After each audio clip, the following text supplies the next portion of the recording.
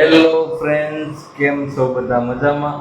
જો આજે તો આપણે દીવમાં નાઇટ હોલ્ડ કર્યો છે, કારણ કે શું કહેવાય, આમ થોડાક થઈ રહ્યા અંદર અને થોડીક પ્લેસ ને જગ્યાને થોડુંક ઓછું પડતું ગયું, એટલે વિચાર્યું કે આજે તો આપણે નાઇટ હોલ્ડ કરી જ લઈએ.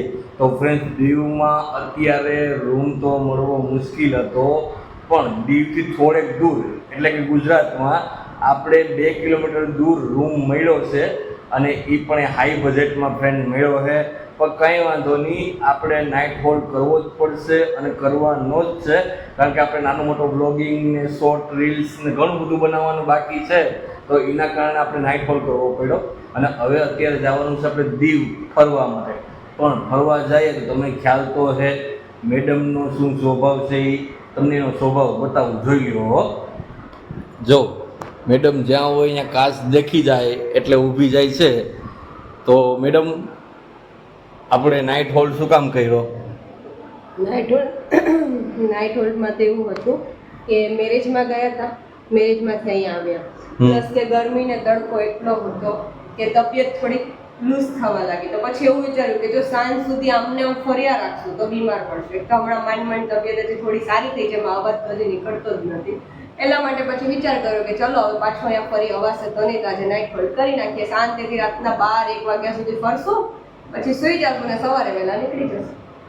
તો ફ્રેન્ડ્સ, મેડમે કીધું એમ આપણે રાતના 12-1 વાગ્યા સુધી દીવમાં ફૂલ એન્જોય અને ફૂલ મોજ કરવાની છે. તો મારી સાથે વ્લોગમાં કન્ટિન્યુ રહેજો, તમને આ વ્લોગમાં બહુ મજા આવશે.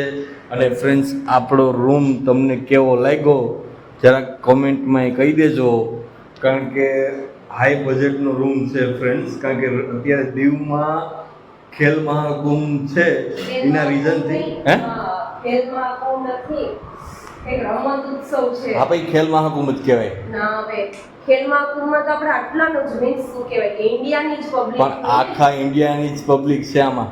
પણ તો પણ એ લોકોએ કઈ બીજું કીધું, ખેલ મહાકુંભ નથી કીધું, બીચ ઉત્સવ. આપણે બીચ ઉત્સવ.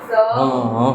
તો ફ્રેન્ડ્સ, અહીંયા બીચ ઉત્સવ છે, તો એના કારણેથી આખા દેશમાંથી મોસ્ટ ઓફ જે ખેલાડીઓ હોય એ બધા આવ્યા છે. તો એના રીઝનથી અહીંયા રૂમ મળવું મુશ્કેલ છે, છતાં પણ આપણે 2 કિલોમીટર દૂર દીવથી ગોઈતો છે, અને હું બ્લોગમાં લઈ લઈશ જે રસ્તો છે કે દીવથી અમે કેટલા દૂર છે. તો ચલો ફ્રેન્ડ્સ, બ્લોગમાં કન્ટિન્યુ રહેજો. આજ તો આખી રાત મજા જ કરવાની છે. ફ્રેન્ડ્સ, જો ફાઇનલી નાઈને ફ્રેશ થઈને રેડી થઈ ગયા છે, અને આ નવાબ દાદા જોવો તાળું મારે છે રૂમને. શું કરો છો? ઘરે કોઈ દિવસ તાળું માર્યું? ફ્રેન્ડ્સ, તાળું મારી દીધું છે, એટલા માટે આપણા રૂમની નાની મોટી સેફટી રહે, અને અમે જે હોટલમાં રોકાણા છે એની તમને પ્રદક્ષિણા કરાવું. તો ચાલો મારી ભેગા. જો આ પ્રદક્ષિણા કરાવે તમને. હાલો પાણીની બોટલ તો આપી દો. ફ્રેન્ડ્સ, અહીંયા આજુબાજુનું એન્વાયરમેન્ટ, આજુબાજુનું વ્યૂ અને લોકેશન રિયલીમાં બહુ મસ્ત છે. તમે એમ કહો ને કે અમે તો આ લોકેશનના વ્યૂ જોઈને જ અહીંયા રહ્યા છે. જોવો કેવું મસ્ત લોકેશન છે ને કેટલા મસ્ત વ્યૂ છે અહીંયાના. શું કહો નવાબ? હવે બસ આપણી બ્લેકબેરી અહીં પડી છે, તો બ્લેકબેરી લઈને નીકળીએ. Tata bye bye. તારે જવું? નહીં, હું જાઉં. ટાટા તો કીધું. Tata bye bye. તો ફ્રેન્ડ્સ, આપણી હોટલ સમથિંગ 2 કિલોમીટર દૂરથી આપણે દીવના એટલે કે દીવ અને ગુજરાત વચ્ચે અત્યારે ઊભા છે. અને રસ્તામાં અત્યાર સુધી હું દીવ તો ઘણા વાર આવ્યો, પણ અહેમદપુર માંડવી બીચ એ આપણે જોયું નથી. હવે અહીંયા તમને બતાવું એમ બોર્ડ છે. શું કે મેડમ, તો આટો મારવો ને?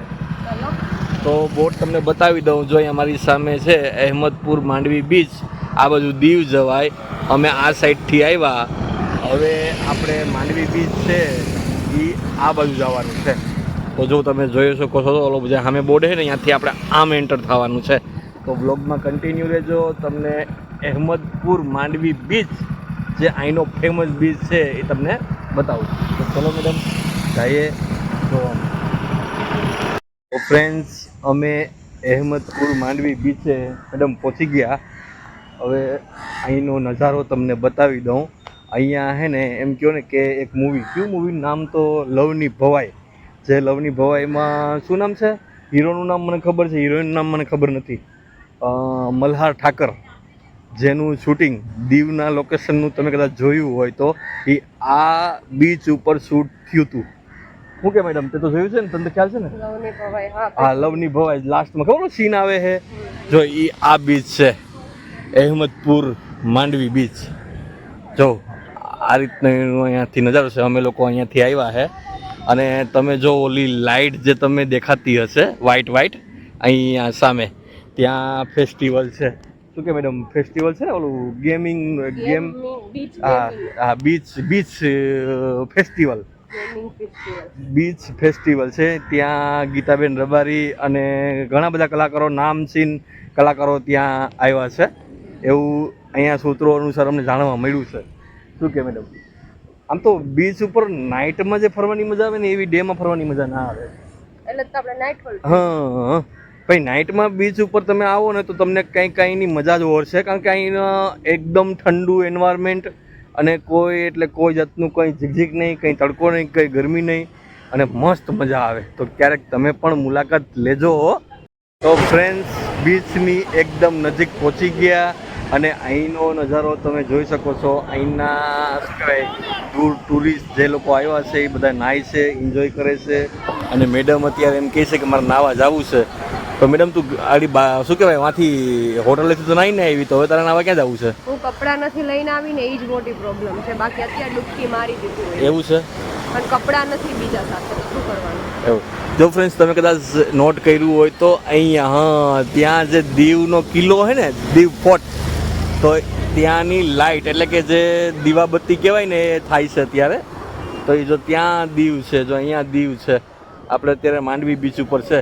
તો મેડમ આપણે ઈચ્છા એવી છે કે ઓલો ફેસ્ટિવલ જો ત્યાં લાઇટો થાય તો બધા ફ્રેન્ડ્સને બતાવવાની ઈચ્છા છે. તો ધીમે ધીમે ટૂંકું ચાલતા જઈએ તો મજા આવે. ફેસ્ટિવલનો આપણને કોઈ અનુભવ નથી, પણ આપણે ફેસ્ટિવલની અંદર એન્ટર નથી થવું, આપણે બહારથી જ ખાલી આગ દઈને વહી આવું.